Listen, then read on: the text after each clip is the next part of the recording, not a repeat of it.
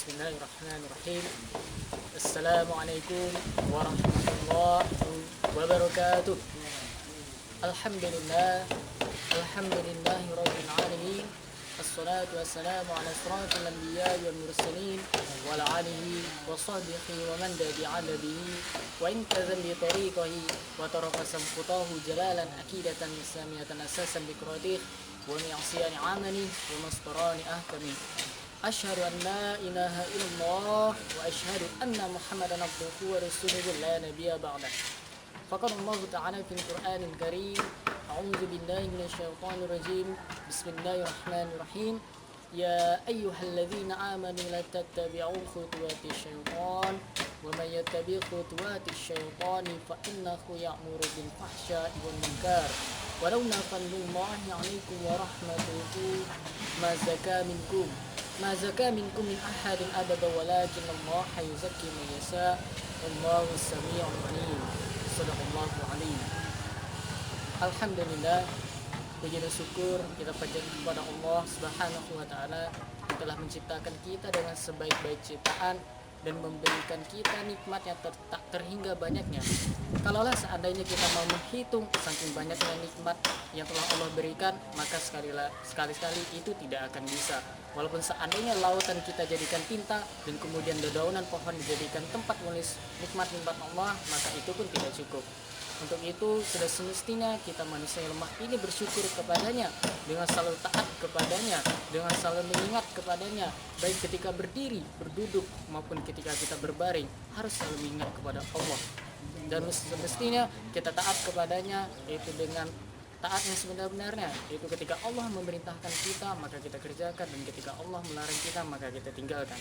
Kemudian salawat dan salam kita panjatkan kepada Nabi Muhammad SAW, Nabi kita, pemimpin kita, tauladan kita dalam segala bidang apapun, baik itu dari berumah tangga, dari apapun yang kita ingin lakukan, dari aktivitas apapun, maka sudah semestinya Rasulullah yang kita teladani. Dengan itu kita ucapkan salam kepadanya, Allahumma salli ala Sayyidina Muhammad wa ala ali Sayyidina Muhammad, serta salam kepadanya, Assalamualaikum ya Nabi wa rahmatullahi wabarakatuh. Alhamdulillah. Kawan-kawanku, insyaallah dirahmati Allah dimanapun kalian berada, semoga Allah merahmati kalian dan melindungi kalian. Dalam kesempatan kali ini insyaallah saya akan berbagi tentang pemuda. Pemuda adalah sosok manusia di mana pada masa itu dia sedang pada masa kuatnya, pada masa puncaknya, di mana dari segi fisik, dari segi kecerdasan itu berada pada titik puncaknya, di mana pada masa itu itulah masa di mana mereka semangatnya dalam meraih cita-cita dan meraih tujuan. Itulah pemuda, identik dengan kekuatan. Lebih dari itu, sesungguhnya peran pemuda dalam sebuah peradaban itu sangat penting dan sangat utama. Kita bisa melihat berbagai literatur sejarah di mana perubahan terjadi di dunia itu dikarenakan oleh pemuda. Reformasi yang terjadi di Indonesia itu berawal pada titik gerakan mahasiswa. Kita tahu bahwa mahasiswa adalah pemuda. Revolusi yang terjadi di Eropa, revolusi industri, revolusi lainnya itu juga berawal dari gerakan para pemuda. Berapa dekade lalu, Arab Spring yang terjadi di berbagai belahan bumi Arab itu terjadi berawal dari pergerakan pemuda. Nah, dari sejarah ini bisa kita lihat bahwa sesungguhnya pemuda memiliki peran yang besar dalam perubahan. Lebih dari itu, sesungguhnya ketika kita ingin menentukan apakah sebuah bangsa itu kuat atau lemah, itu bisa kita lihat dari pemudanya. Jika pemudanya amburadul, tidak mengerti dengan peradabannya, tentu di masa depan peradaban mereka akan hancur, lebur. Sebagaimana sebuah kisah dikisahkan kepada kita, sesungguhnya ketika sebuah perkampungan muslim, di mana perkampungan muslim itu ingin diserang oleh musuh. Ketika musuh sampai di perkampungan tersebut, maka musuh mengirimkan delegasi atau mata-mata untuk mengetahui bagaimana kondisi kaum muslimin pada masa itu. Maka mata-mata itu berjalan-jalan dan menemukan para pemudanya sedang latihan perang. Mereka sedang mengangkat pedang dan berlatih memanah. Dan di antara pemuda itu ada salah satu pemuda yang sedang menangis. Maka mata-mata itu dengan berpura-pura bertanya kepada pemuda itu, "Wahai pemuda, kenapa engkau menangis?" Maka pemuda itu menjawab, "Aku menangis karena panah yang aku lesatkan itu tidak tepat sasaran. Makanya aku menangis. Kemudian mata-mata itu memberi semangat kepada pemuda itu. Ambillah wahai pemuda busur tersebut, latihan lagi supaya kamu bisa tepat sasaran. Maka dengan marahnya pemuda itu menjawab, tidak akan. Karena apa? Karena sesungguhnya musuh tidak akan memberi kesempatan yang kedua ketika saya mengambil panah. Maka musuh langsung akan menebas saya. Tidak sempat saya mengambil panah berikutnya. Begitulah kondisi pemuda pada saat itu. Kemudian mata-mata tersebut pulang kepada kaumnya, dan dia menyarankan pada kaumnya untuk tidak menyerang kaum muslimin pada saat ini. Karena apa? Karena pemuda ini sungguh sangat luar biasa. Mereka tidak siap untuk menyerang mereka. Kemudian mereka pulang dan tidak jadi menyerang.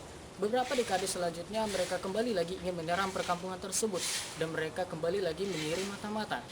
Dan mata-mata tersebut berkeliling di kampung tadi, dan dia lagi menemukan seorang pemuda yang sedang nangis. Kemudian dia bertanya, wahai pemuda, kenapa engkau menangis? Aku menangis karena sang kekasih pujaanku pergi meninggalkanku dan dia menikah dengan pemuda yang lain. Karena itulah aku menangis. Setelah pemata-mata itu mendengar jawaban seperti itu, dia tersenyum kemenangan karena dia tahu bahwa inilah tanda-tanda kelemahan dari kaum muslimin. Untuk itu maka pemuda mata-mata tadi kembali kepada kaumnya dan menyarankan untuk menyerang kaum muslimin. Maka tentu ketika kaum muslimin terpuruk seperti itu, maka sangat lemah, wajarlah kemudian musuh-musuh menyerang kaum muslimin. Nah, dari kisah ini bisa kita simpulkan bahwa sesungguhnya kuat dan lemahnya suatu bangsa, kuat dan lemahnya suatu peradaban itu ditentukan oleh peran pemuda. Jika pemudanya lemah, maka tentu peradaban tersebut dalam kondisi yang lemah, dan di masa depan mereka akan menjadi terpuruk atau bahkan mereka hancur. Begitu juga dengan peradaban Islam pada saat ini, kawan-kawanku yang sangat dirahmatiku. Ialah jikalau kalau seandainya kita kaum muslimin, pemuda muslimnya itu bukan pemuda yang luar biasa dan tidak paham dengan agamanya, tentu di masa depan peradaban ini akan hancur dan akan hilang. Sudah semestinya kita harus sadar itu tidak boleh terjadi.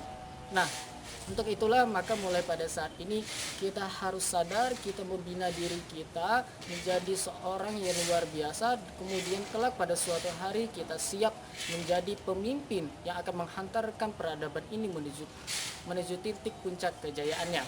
Lantas bagaimana caranya? Kemudian kita membina diri kita pada hari ini.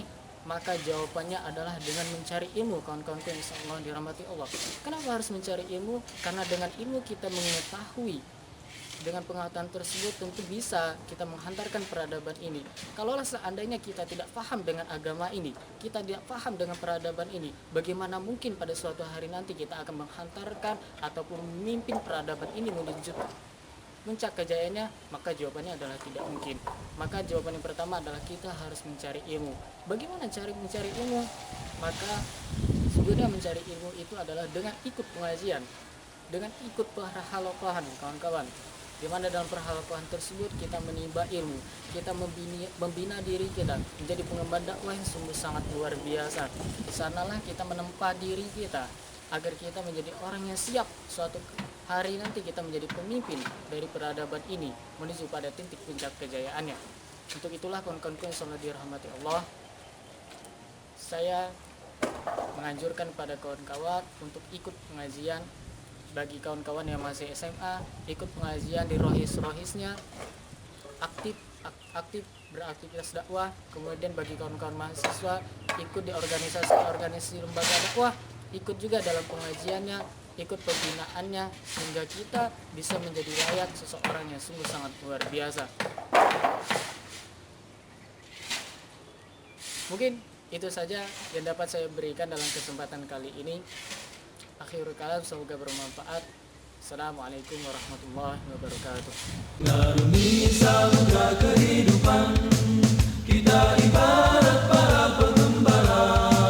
Hidup ini adalah perjuangan, tiada masa untuk berpangku tangan. Setiap tetes